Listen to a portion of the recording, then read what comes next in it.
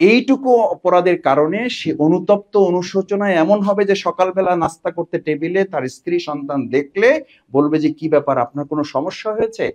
বলবে যে হ্যাঁ সমস্যা তো হয়েছে, তুমি দেখো নাই যে আমি আজকে মসজিদে সালাতুল ফজর আদায় করতে পারি নাই। এই দুশ্চিন্তার ভাঁজ যদি আমার কপালে না পড়ে, আমার কপালে যদি এই ভাঁজ পড়ে যে আমার একটা চেক আজ ডিজনার হয়েছে, চেক ডিজনার আপনার কপালে ভাঁজ ফেলে, অথচ সালাতুল ফজর মসজিদে জামাতের সাথে আদায় করাটা যদি আপনার কপালে ভাঁজ না ফেলে, এটাকে ইমানই বলা হয় নাই, এটাকে ইমানের চেতনাই বলা হয়নি। ফাআনতা মুমিন, ইমান হচ্ছে সেটা যেটা ভালো কাজকে আনন্দিত করে এবং অন্যায় কাজ করার পর নিজেকে অনুতপ্ত অনুশোচনায় ভোগে। আমার রিপোর্ট আমাকে সচালিত করে না। আমি ছাত্র জীবনে রিপোর্ট রাখার জন্য ভাইদেরকে বাধ্য করেছি, রিপোর্টের উপরে আয়াতের পর আয়াত হাদিসের পর হাদিস বলে। সেই ভাই এখন রিপোর্টের উপরে গবেষণা করে বলেন যে ভাই রিপোর্ট ছাড়া আমার সব ঠিক আছে। ভাবটা হলো এরকম, ডায়াবেটিস টেস্ট চলতেছে, যদি কেউ বলে যে ভাই ডায়াবেটিস মাপাইছেন, কয় ভয়ে মাপাই না, আবার কত হয় না হয় তার ঠিক নেই। কি অবস্থা! তাহলে কখন মাপাবেন? যখন মাপাবেন, যখন ডাক্তারের কাছে যাবেন, তখন ডাক্তার বলবে আপনি আউট অফ ট্রিটমেন্ট, আপনি এখন আর ট্রিটমেন্টেরও কি নাই, উপযুক্ত নাই, আপনার অপারেশন করতে হইলেও এখন কিছু টেস্ট করাতে হবে, টেস্ট করাই আমাদের সিদ্ধান্ত নিতে হবে যে আপনি অপারেশনের উপযুক্ত। বলে না বলে না ডাক্তার? বলে। আল্লাহ মাফ করুন, আমাদের মধ্যে কিছু ভাইদের এরকম আমরা পাই যে অপারেশনেরও কি থাকে না। তখন কি বলে জানেন? যে মাসুদ ভাই যে পর্যন্ত পৌঁছে গেছি ওখান থেকে ফেরার আর রাস্তা রাখি নাই,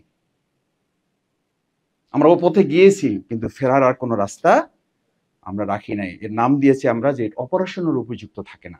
তিনি নিজেই সিদ্ধান্ত নিয়ে ফেলেছেন, তিনি নিজেই সিদ্ধান্ত নিয়ে ফেলেছেন। আল্লাহ আমাদেরকে সেখান থেকে মাফ করুন। সেজন্য রিপোর্টটা তো একেবারে আপনি সেই ডায়াগনোসিসের মতো। আপনি যে কোনো কিছুর জন্য এখন হসপিটালে গেলে আপনাকে ট্রিটমেন্টের জন্য ইনভেস্টিগেশন দেয় না? 3 মাস আগেই করেছেন, পুরাতন রিপোর্ট আমার কাছে আছে। এরপরও কি বলে যে ভাই একটু কি করেন, আবার করেন। বলে যেমন হইতে পারে যে আপনার তো ওর চেয়ে অবস্থা ভালো। বলছে যে ভাই লাগবে না, আমার তো চেনেন আপনি, আমি তো কি জিনিস বুঝেন না আপনি। দেখেন আল্লাহ ভরসা, টেস্টে আর টাকা খরচ করতে চাই না, কিছু একটা দিয়ে দেন, ওষুধ খাওয়া শুরু করে দিই।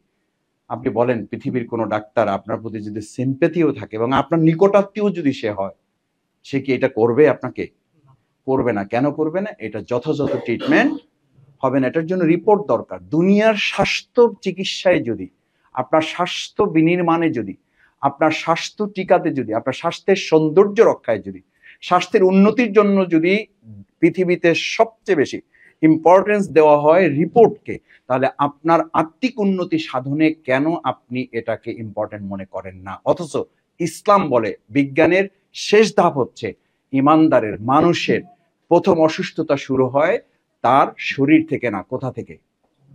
অন্তর থেকে। আলা ওয়াহিয়াল কালব, আলা ওয়াহিয়াল কালব, আলা ওয়াহিয়াল কালব। রাসূল সাল্লাল্লাহু আলাইহি ওয়াসাল্লাম তিনবার হাত রেখেছেন এই অন্তরের উপর, এই নফসের উপরে।